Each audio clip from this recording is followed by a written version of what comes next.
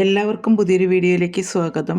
ആദിപരാശക്തിയുടെ ഏറ്റവും രൗദ്രഭാവമാണ് ഭദ്രകാളി. ഈ ഭദ്രകാളി ദേവിയുടെ ഭദ്രകാളി 10 ജപിച്ചാലുള്ള ഗുണങ്ങളും എന്താണ് ഭദ്രകാളി 10 എന്നും നമുക്ക് ഈ വീഡിയോയിലൂടെ മനസ്സിലാക്കാം. ഭദ്രകാളി ദേവി ഉഗ്രരൂപിയാണെങ്കിലും തൻ്റെ ഭക്തർക്ക് അഭയവും സംരക്ഷണവും നൽകുന്ന ദേവിയാണ്. ദേവി അമ്മയാണ്. രൗദ്രഭാവമാണെങ്കിലും ഭക്തവത്സല തന്നെയാണ്. അമ്മയുടെ അനുഗ്രഹമുള്ളവർ ജീവിതത്തിൽ ഒരിക്കലും ദുരിതമനുഭവിക്കേണ്ടി വരികയില്ല. കാളി ദേവി ക്ഷിപ്രപ്രസാദിയും ക്ഷിപ്രകോപിയുമാണ്. നമ്മുടെ എല്ലാ ദുഃഖങ്ങളെയും ദുരിതങ്ങളെയും ഇല്ലായ്മ ചെയ്യുന്ന ദുർഗാ ഭഗവതിക്ക് മഹാകാളി, മഹാലക്ഷ്മി, മഹാസരസ്വതി എന്നിങ്ങനെ 3 ഭാവങ്ങളാണുള്ളത്. അങ്ങനെ അനേക രൂപങ്ങളിൽ ഭക്തരുടെ മനസ്സുകളിൽ നിറയുന്ന കാളി അർഹിക്കുന്നവർക്ക് വളരെയധികം അനുഗ്രഹങ്ങൾ ചൊരിയുന്നു. വളരെ ഉഗ്രഭാവമാണ് ദേവിക്കെങ്കിലും അമ്മയെ വിളിച്ചാൽ തീരാത്ത ദുഃഖങ്ങളില്ല, സങ്കടങ്ങളില്ല, ദുരിതങ്ങളില്ല. അത്രമാത്രം തൻ്റെ ഭക്തരെ സംരക്ഷിച്ചു നിർത്തുന്നു ദേവി. എത്രമാത്രം കടുത്ത ആപത്തും ഭയവും ദുരിതവും അനുഭവപ്പെടുന്നവർക്ക് ഏറ്റവും ഉത്തമമാണ് ഭദ്രകാളി 10. വളരെ ശുദ്ധിയോടെ കുളിച്ച് ദേഹശുദ്ധിയും മനഃശുദ്ധിയും എല്ലാം വരുത്തി ഐശ്വര്യദായിനിയായ ഭദ്രകാളി ദേവിയെ മനസ്സിൽ ധ്യാനിച്ചുകൊണ്ട് 10 ശ്ലോകങ്ങളടങ്ങുന്ന ഭദ്രകാളി 10 രാവിലെയോ വൈകിട്ടോ ഒരു തവണയെങ്കിലും ചൊല്ലുന്നവർക്ക് ഭഗവതിയുടെ പൂർണ്ണ സംരക്ഷണം ലഭിക്കുമെന്നത് 100% ഉറപ്പായിട്ടുള്ള കാര്യം തന്നെയാണ്. എല്ലാ ദിവസവും ചൊല്ലാൻ കഴിയാത്തവർ ചൊവ്വയും വെള്ളിയും ചൊല്ലുന്നത് ഏറെ ഗുണകരം തന്നെയാണ്.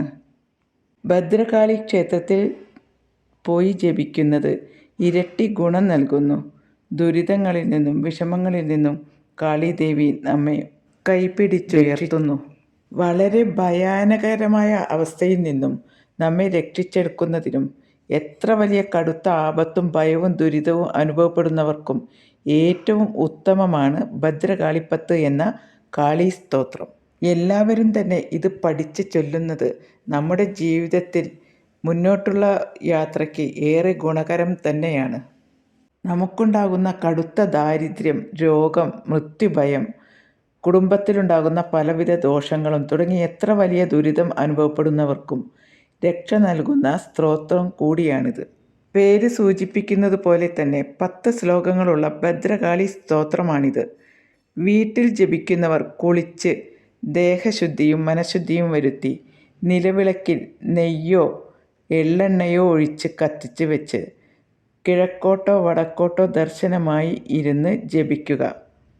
ജപിക്കുമ്പോൾ നമ്മുടെ മനസ്സിൽ നിറയെ കാളി ദേവിയുടെ രൂപം തന്നെയായിരിക്കണം. കാളി ക്ഷേത്ര നടയിൽ നിന്ന് ജപിക്കുന്നത് ഏറെ ഉത്തമമാണ്.